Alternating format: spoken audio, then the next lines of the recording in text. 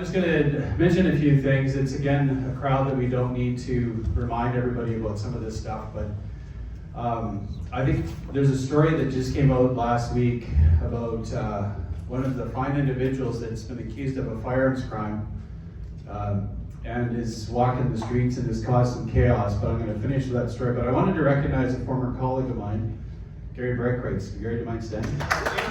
Gary!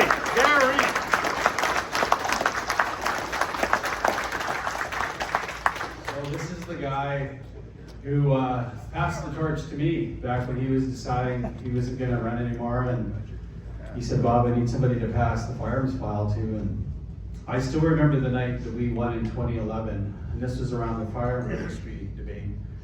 And Gary was the reason why we pushed back and had that defeated. And I still remember Gary that night. I thought, this is proof to me that when you get behind a certain issue, you can actually win and be victorious about it. So I remember that night with Harper. Candace Birkin was on stage as well with you, but again, kudos to you, Gary, for all your work that you've done.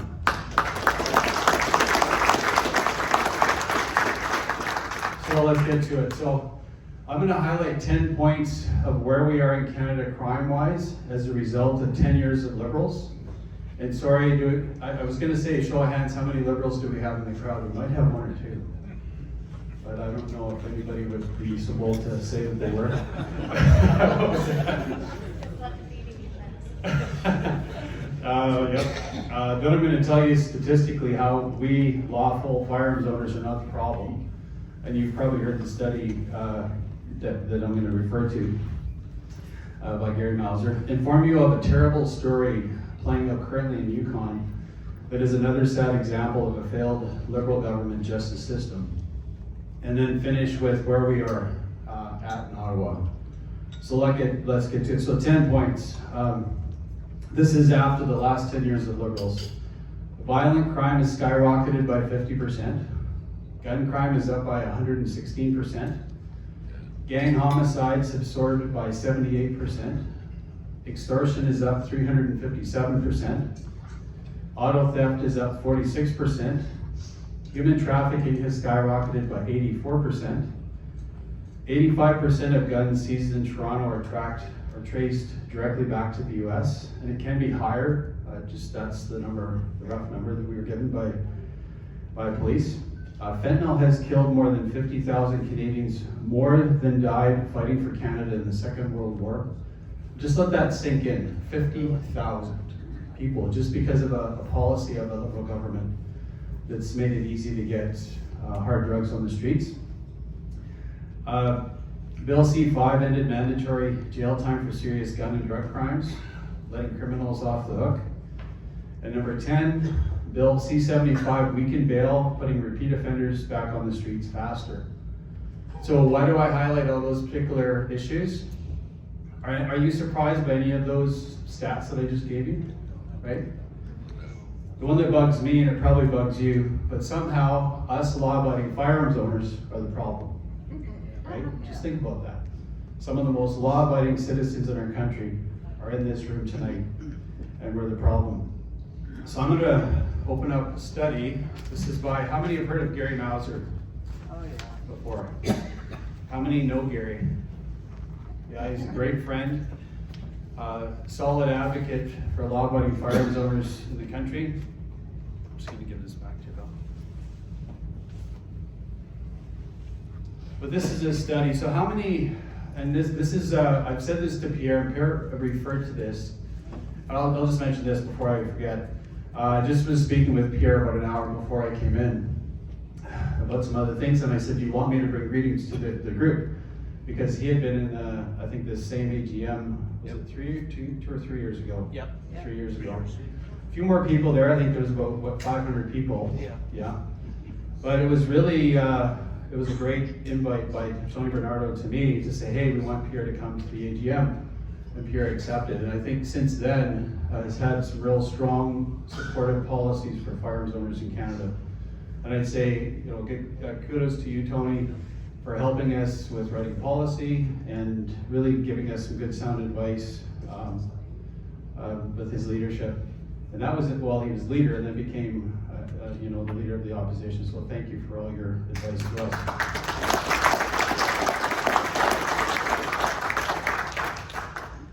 So the study that I'm going to refer to, it's right here. You can find it online. And it's a brief to the Standing Committee on Public Safety and National Security regarding proposed legislation on Bill C-21. But I'll get right to the stats. So I'm going to ask you a question. How many, this is a simple comparison between license holders in Canada, firearms license holders, and non-license holders. So the 2 million that own a license in Canada, so it's a comparison between that 2 million people and the rest of the country, and the rest of the 38 million. Who do you think is safer? Us. We are. Okay, so, and it's true, you are safer.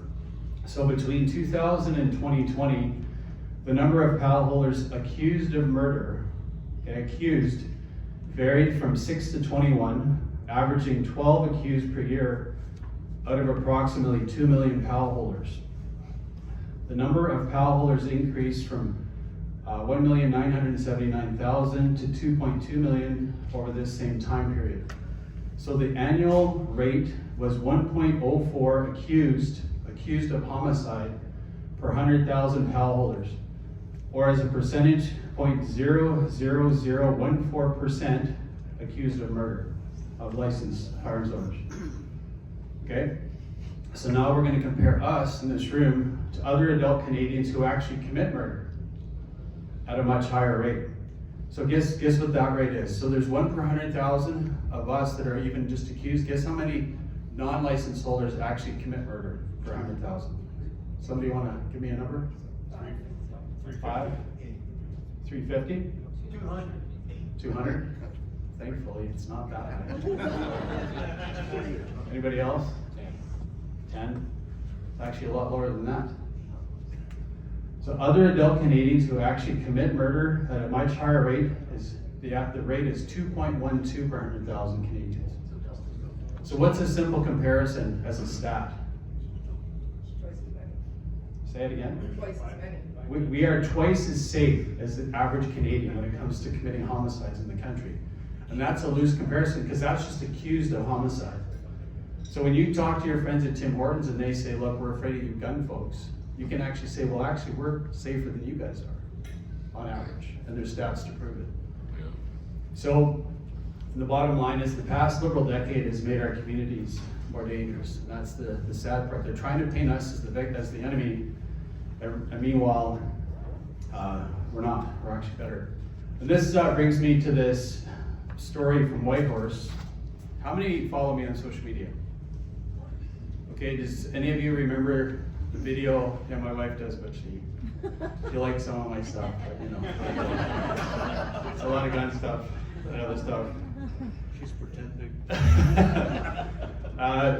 So, how many have seen the story about the Yukon member, the Yukon individual accused of murder that I just posted about last week? Emily knows? Okay, so I'm going to start the story here. So this is actually an RCMP brief, right? And it says update, arrest related to the Whistle Bend break and enter. Charge is now available. And this is from May 3rd, excuse me, of 2023. And it says May 2nd, 2023, Whitehorse, RCMP, GIS, and other supporting units arrested this individual.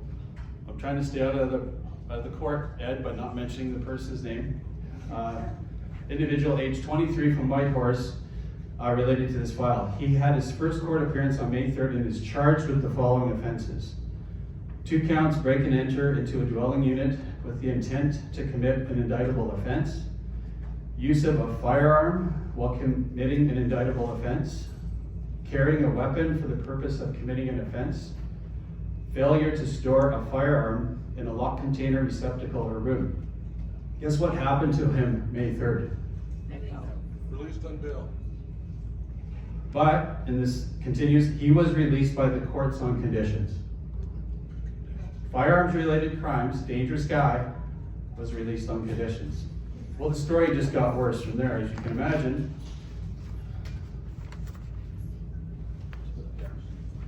Okay, this is a story that says, man accused of Okanagan rampage, and you probably know this, Brian, this story, Man accused of Okanagan rampage ordered to appear from Yukon jail. And this is the same individual. The case of the Yukon man who went on a rampage with a 2x4 in Penticton is now in a complicated interprovincial matter. Get to the story.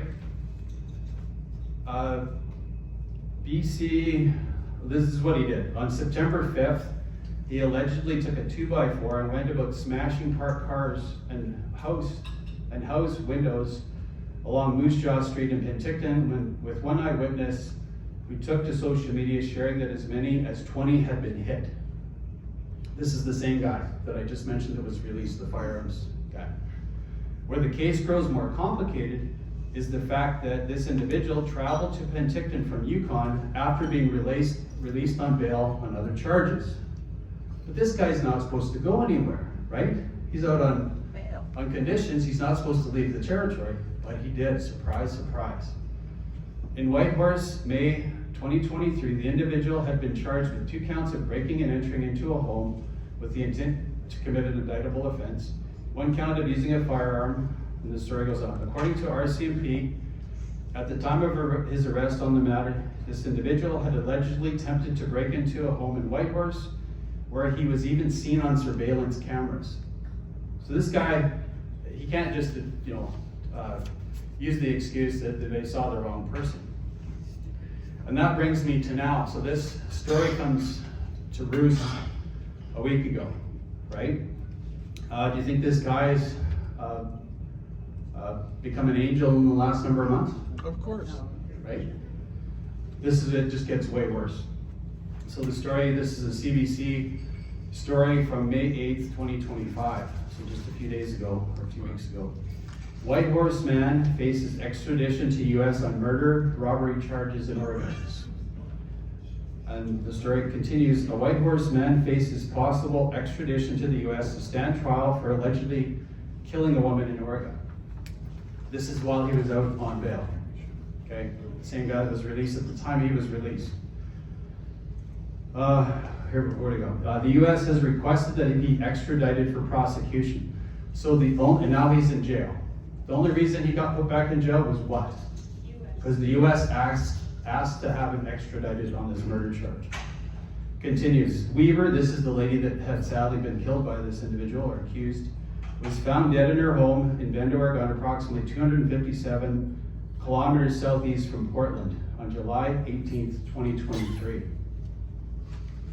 So this same individual, if only they had just held the guy in custody and not released him on bail, this young lady might be alive today. And Ed probably sees this far too many times. He probably sees the other side. Instead of people like this staying in jail, he sees guys like us that get accused of a firearm crime, end up in jail or at least charged. Ed? That's right. Yeah. I see both. You do? I see both, yeah. When you're in court, you see both. Right. So, let me just keep going. I just said it's unbelievable. For me, and we hear story after story after story like this, and crime on the streets is getting worse.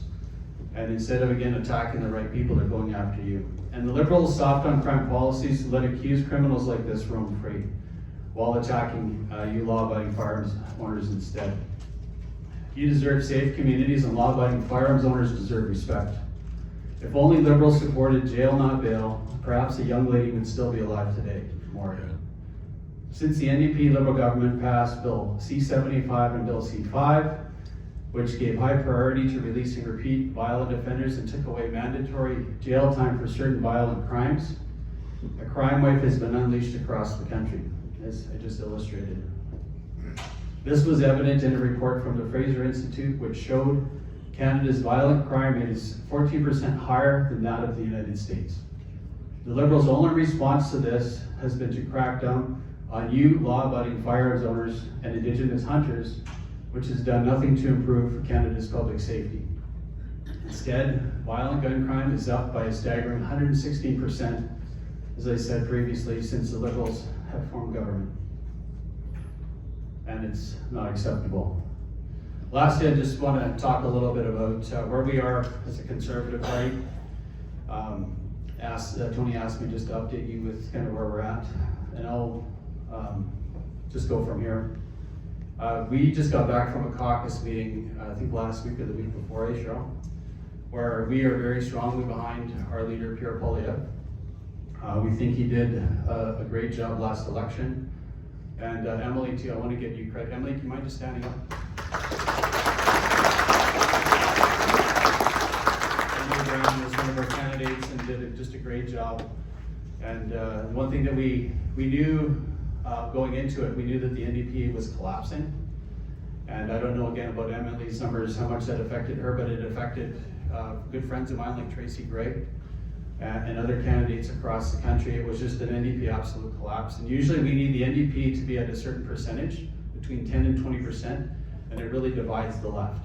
And that's how conservatives usually win. And the NDP went down from, I think it was 23 seats down to 7. So that collapse was a hard thing to predict and a hard thing to respond to. We've still done better than we've done since I think the early 80s. Our numbers were super strong. We lost an election with 41%. And normally with numbers like 40%, that's the majority territory, and you form government after that. But again, with this change, it really hit us pretty hard. But that said, don't be discouraged. I think it's easy to be that way, especially after an election. It's easy for me to say, we won the biggest numbers we've ever had in my riding. And that's not to brag at all. It's just to show how strong the support was for us. I never crested 70% before. We usually had around 59, 65, I think 69. And this last election it was 71.12%. So, Amazing. And we have another 25 colleagues that joined us that we didn't have there before. So we've added another 25 members, but sadly we lost again good colleagues like Tracy Gregg. But all that to say, there's hope. And people are in for the appetite for change across the country. I think what we saw, and the Liberals did I guess a good job of turning the focus from Trudeau being the enemy to Trump. And that, I was surprised even at how many really bit that hook and bought that argument. It was more than I even anticipated, but when we were door knocking with different people in Vancouver and in Toronto, it was really, you could see that was really taking hold, and it really was again a surprise. So anyway, but there is hope, and there's still that desire for change. And I think the good part of the group that's really that wants the change in the country is young folks between 18 and 25. They're some of our the biggest voting demographics are voting for us as conservatives, and normally that just doesn't happen for us. It's usually that stalwart retirement type of gray-haired individual that votes conservative. That's completely changed now. We have that youth vote, and that, what I'm saying by that is that there's hope for the future for us.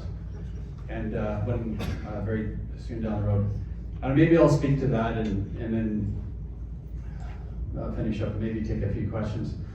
Is what do we expect in terms of an election in the next little while? Some have said 4 years, and that if the NDP keeps doing what they're going to do, we're going to be here for a while. The fact of the matter, I don't think they can do that anymore. The NDP have been brought down to that 7-seat amount, and if they don't start acting like an opposition like we actually do, they're not going to exist as a party very much longer if they continue.